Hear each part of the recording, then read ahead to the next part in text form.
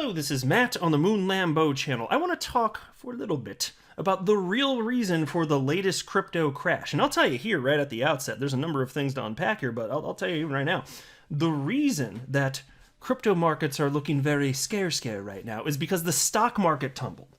You see, the crypto asset class is heavily correlated to the general movements of stocks, so it's not surprising to see that crypto responded to the dramatic movements of global stock markets. And really today, in terms of crypto price action, looks about like the market did yesterday, which is to say, not so hot, unless you're in the buying mood, and then it's looking pretty damn good.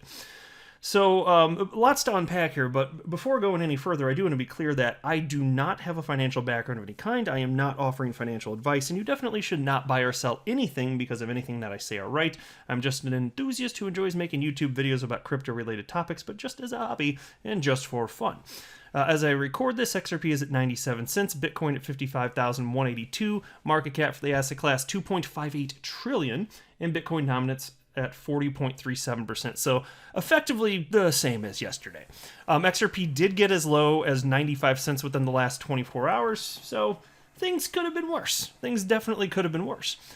For those in a buying mood, they're recognizing that this is a tremendous opportunity.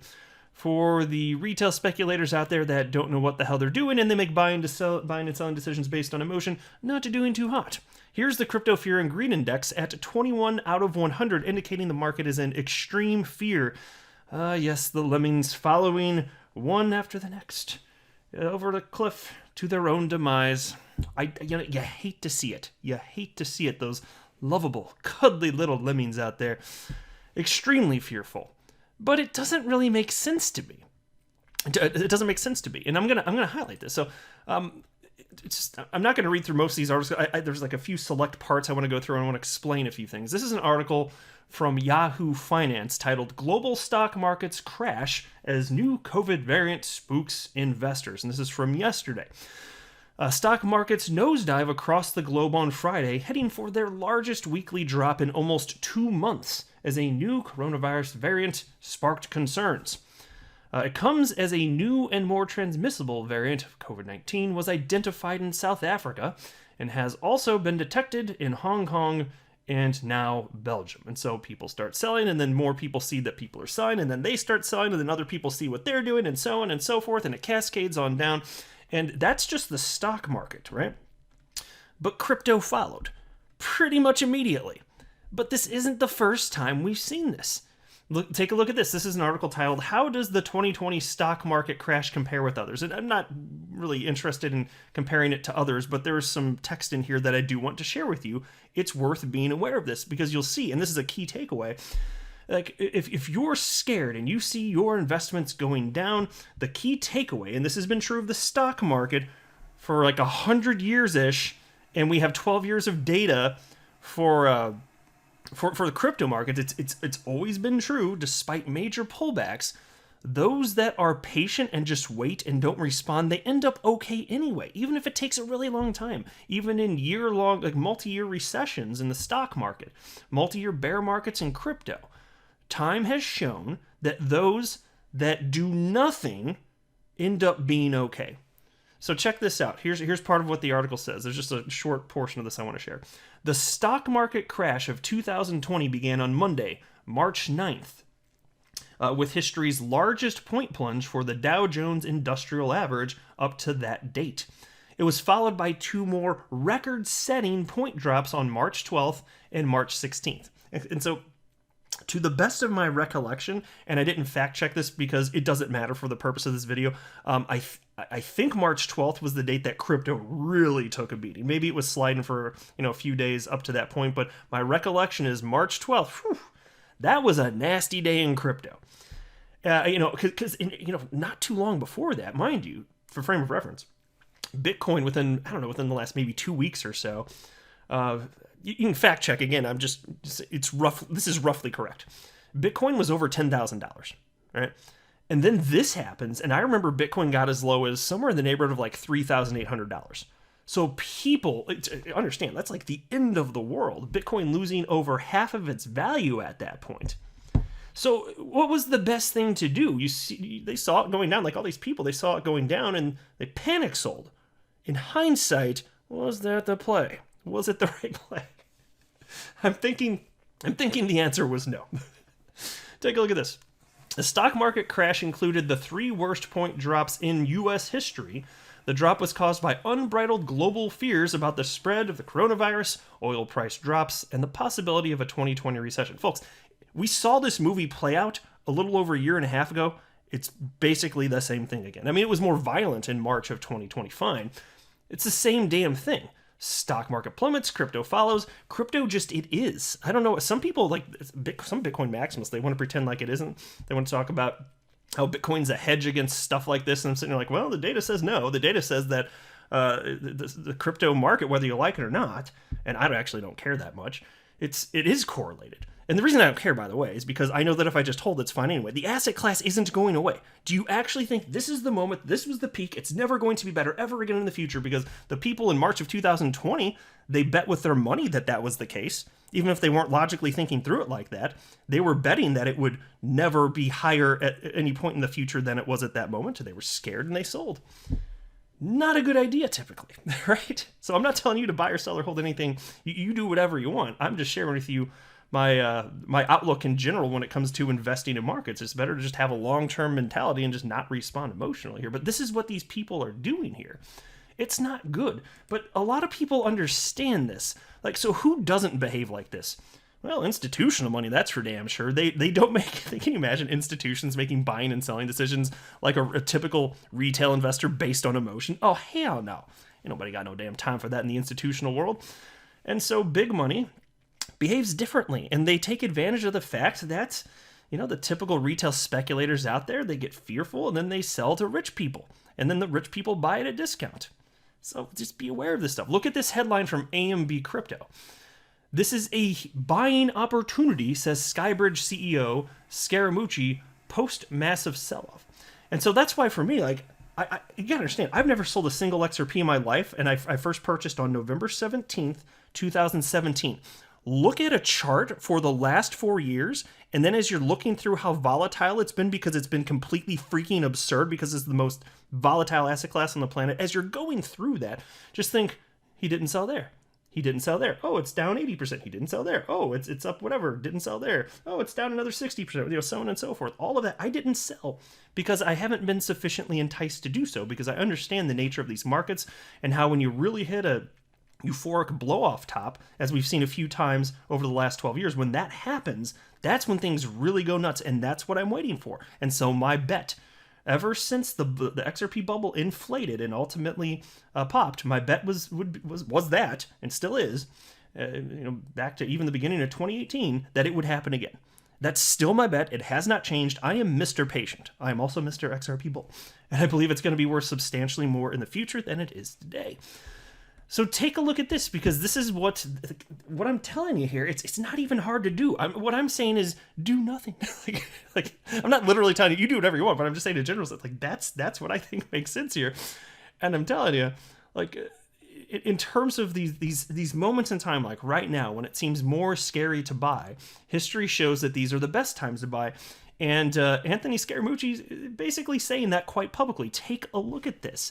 So if you're feeling bad about your crypto, whether it's XRP or Bitcoin, you probably have a bunch of different cryptos if you're like most people in this space. I mean, I have, over 24 different cryptocurrencies, and I think most of them probably won't exist if you fast forward in a decade. But, I'm here for the blow-off tops. I don't really care in the short term. But it's not going to matter. So the piece reads as follows. The financial markets worldwide suffered a brutal sell-off on November 26th. Investors scrambled to shelter themselves from economic hardships that could be brought back by lockdowns and travel bans. Oh no, that means everything's going to zero, right? However, Anthony Scaramucci of investment firm Skybridge Capital believed it to be a buying opportunity for both stocks and crypto assets. What do you know? Again, we're seeing the same, like I said, the same movies playing out. It was fine. It was worse in March 2020. It's the same damn thing. Investors doing the same, making the same stupid moves. Top crypto, Bitcoin, plunged to its lowest level since the second week of October. The total cryptocurrency market suffered a 5.5% devaluation amounting to over $200 billion. Along with Bitcoin, top altcoins such as Ethereum, Solana, Polkadot, XRP, and Avalanche lost between 5 and 12% of their value in a 24-hour time frame. Oh my god. My Ripple coin thing went down like 12%. I'm gonna burst some, they might go lower. Whoa, Mr. Mouth Breather, please step away from the mic. I don't think that people listening to the Moon Lambo channel want to hear your saliva dripping on down. You do you over in the corner, Mr. Mouth Breather. Okay. All right, sorry about that, folks. That's Mr. Mouth Breather. He pops in from time to time to make a point about how stupid it is to emotionally buy and sell. But you see, when I understand that is what people are doing. Like, this is actually what's happening here. Global stocks and oil prices suffered similarly, with the S&P down 2.27% and oil futures dropping over 12.81% at the time of writing. Scaramucci analyzed these developments in a positive light while speaking to CNBC, as the Federal Reserve might be less inclined to tighten monetary policy as aggressively as it had planned. And here's a quote from him. I got a few quotes from him. If the Fed is not tapering, this is a buying opportunity. It's Black Friday and things are on sale. And by the way, some of you might have seen the video I put out yesterday where I was talking about price, and I was making the same damn stupid joke because I'm hilarious, damn it. But I said, yeah, XRP, it's just a Black Friday sale. It was at like 96 cents, I think, when I made the video. Recently as high as close to $1.30 within the last few weeks or so, down to 96 cents. Oh my gosh, people freaking out. But people that understand market cycles and how human psychology is at play here, the people that get that, they're not so afraid.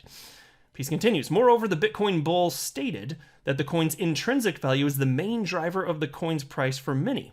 And he said the following. Here's a quote. Those believing in the asset class should scoop up the discounts during this market dip. If you believe in the long-term fundamentals as we do, this is the time to be buying. And here's another quote from him. I just think this is a risk-off situation right now.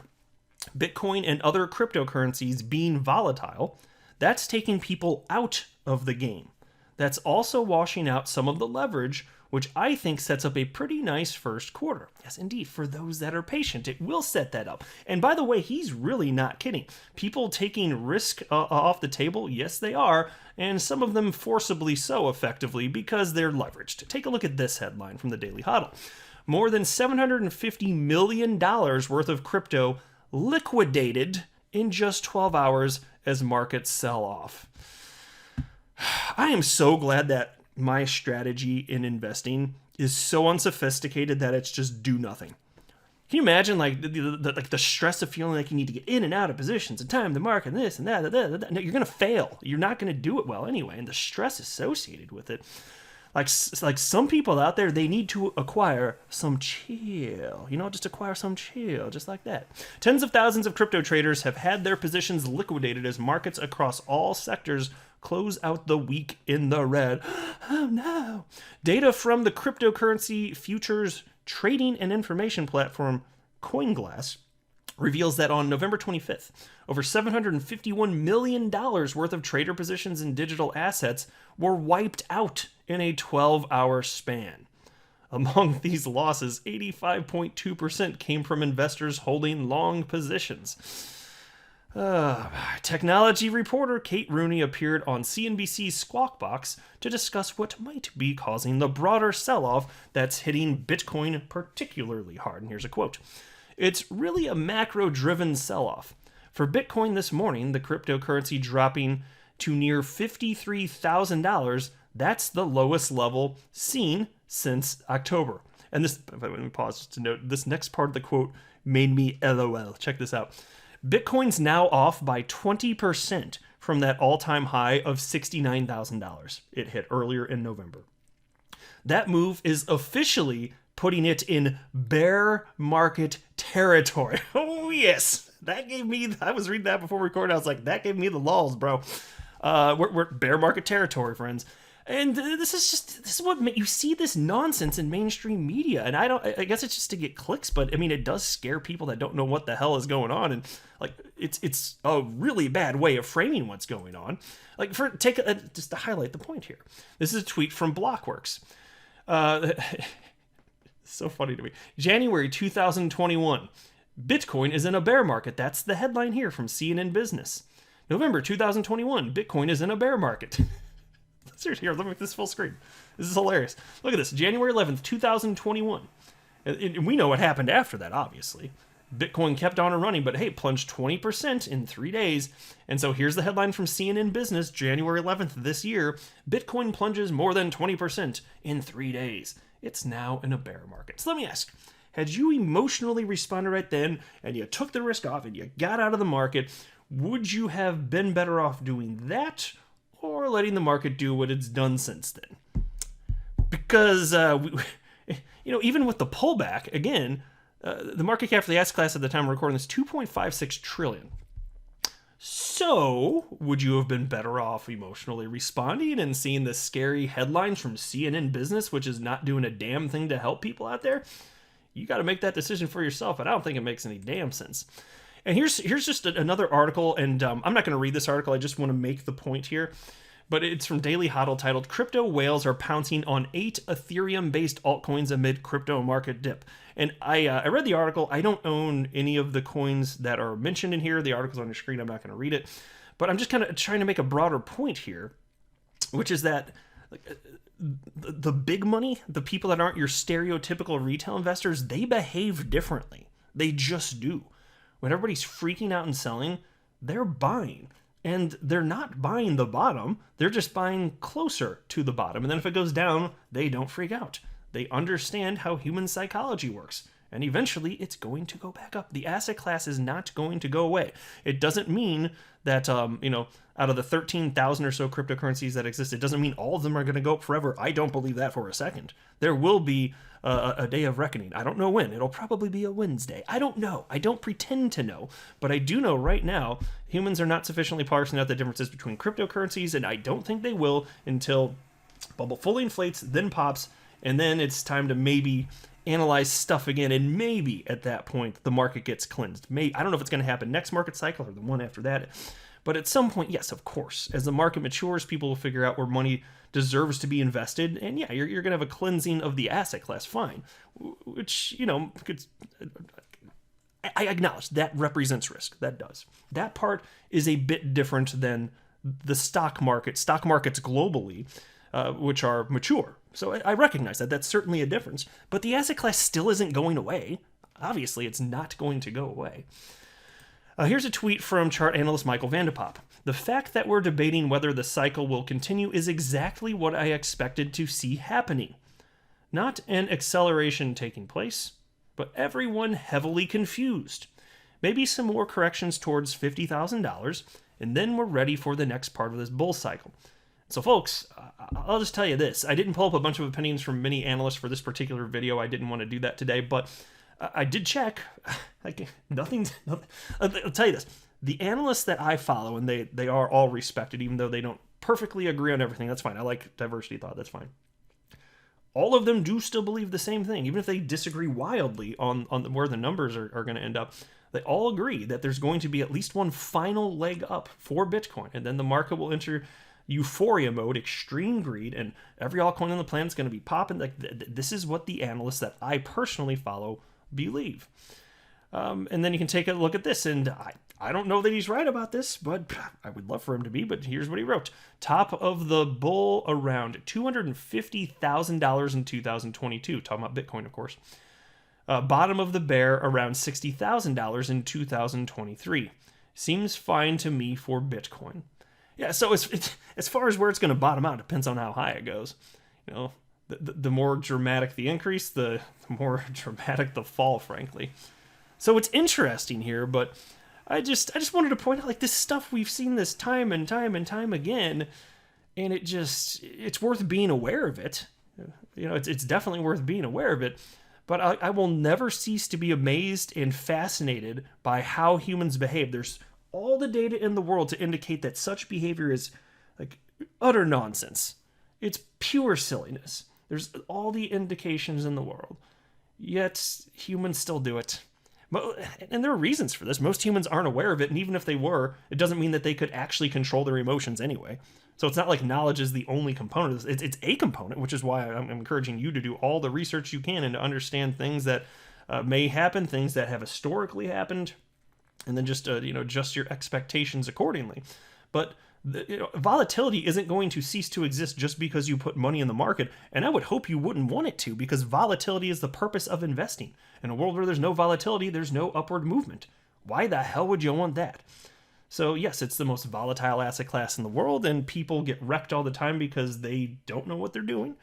But damn, again, history keeps showing the people that just chill and do nothing and don't emotionally respond, over time, yes, you can accumulate life-changing wealth. And that's a message that isn't shouted enough. But regular people that don't have incredible financial backgrounds, yes, absolutely. If you understand some basic things and if you control your emotions, there's life-changing wealth to be made investing in the cryptocurrency asset class. I don't think most people can do it. I don't think this is for most people. I'm just being honest with you. So you got to be careful. You decide if it's for you, because there are risks associated investing with this. For sure, there definitely are. But still, I think most people do it wrong. I really do. I don't think people are good at this stuff in general. So if it's something you can handle, more power to you. And I do get the sense that the people that listen to my YouTube channel, they're better equipped than most. I certainly get the sense of that, especially after a poll I put out within the last couple months or so. Certainly get the strong sense that y'all are managing your emotions better than the most. And you don't have to do it perfectly. Nobody's perfect about it, right? Except for me, I'm perfect. No, I actually haven't felt emotions about volatility and price since August of 2018, but I do know what it's like. I have felt those things, and it's not fun to be uncertain. But the more experience I've gained and the more I've learned, I'm just like, yeah, well, it's just gonna keep doing that. This is nothing to freak out about. And especially since my largest position is XRP, fine, utility doesn't matter, but even if it all of a sudden out of nowhere, utility suddenly matters, I've got a coin that's useful. So even if the market tanks, everything moves in tandem to the downside, I just hold. And then as long as XRP continues to be useful, I'll just keep holding, even through a bear market. Like, okay, whatever, fine. If something weird happens that actually is not something we would expect based on historical price action, okay, fine. Even if that happened, which I'm not counting on, but even if, yeah, I'm chill. I'm good on it. So anyway, I'll go ahead and wrap up there. I'm not a financial advisor. You should not buy or sell anything because of anything that I say or write. That would be a very, very, very bad idea. Until next time, to the moon, Lambo.